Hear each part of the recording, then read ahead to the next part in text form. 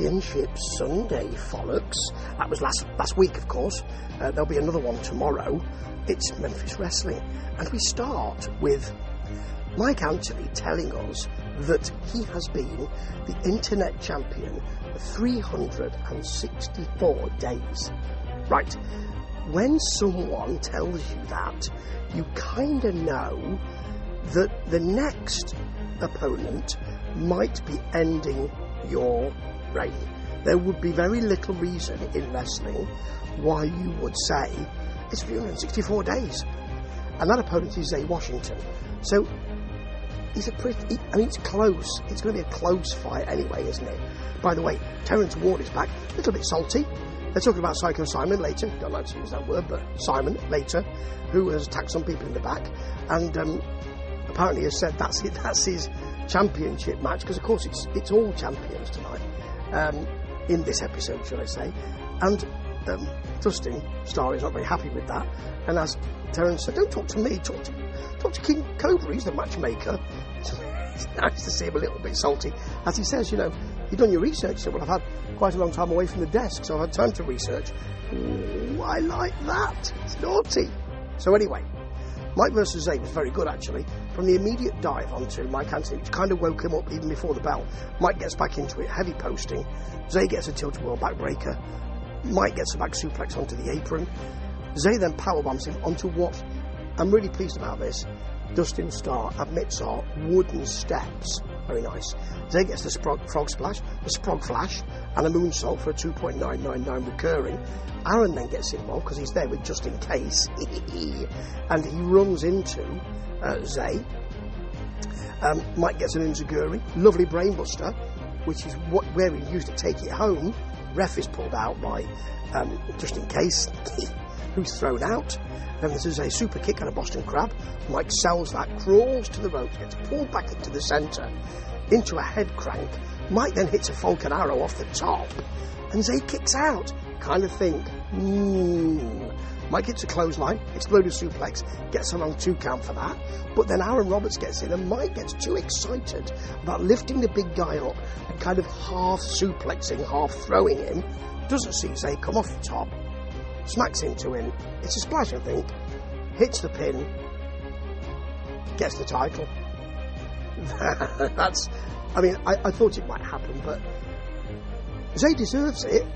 Mike's had a great run at it. And whatever Mike, whether he's got a title or not, he's just great. Okay, the LA Hustlers were fined $5,000 and banned from the building for attacking Gio Savage, even though people were around and didn't come to Gio Savage's aid. So they are selling things from the back of their car. They'll offer Jake Brewer a Memphis Vince t-shirt. I want one of those for $25. Usually they're $100. I wouldn't pay $100 to have Dustin Starr on my chest. Maybe $5, $10, maybe 15 even I'd splash it out for, but yeah, 25, nah. Okay, there was a letter from Macari Candy that's been dropped on the desk, capital T, capital D, for Jay Webb. He will come later on and take that, walk through the crowd and take it out. Nixie's not there, so there's no women's title, even though it's a title episode. But you do get Big John Dalton and Tuma getting angry with each other because Buff Bagwell is thought to have lost them the title shot last time. And we've got Colton Cade versus CJ Blaine. Pretty good, actually. Colton's getting better and better every week. Big back elbow, big knee, basement DDT is lovely.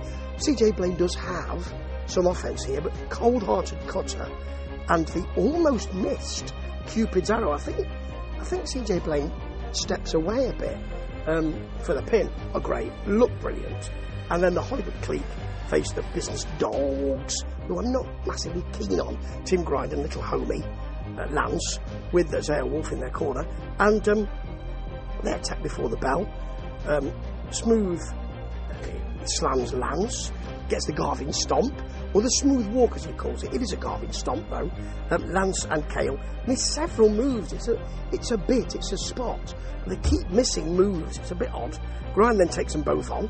Kale gets a high springboard clothesline, which is lovely, but Grind hits a DDT, which is very nice to Smooth. That's broken up by Kale.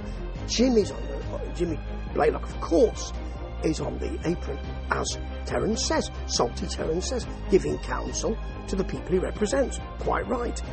Slips smooth the cane, smacks it into Tim Grind's midsection. Then there's a DDT just after a stomp off the top. That's a nice finishing manoeuvre, and they have the titles again. Good episode, full of titles, full of surprises, good wrestling. Could have done with more title matches, but let's see next week what happens, particularly with Jay Webb. Worried about that. Ta-ta.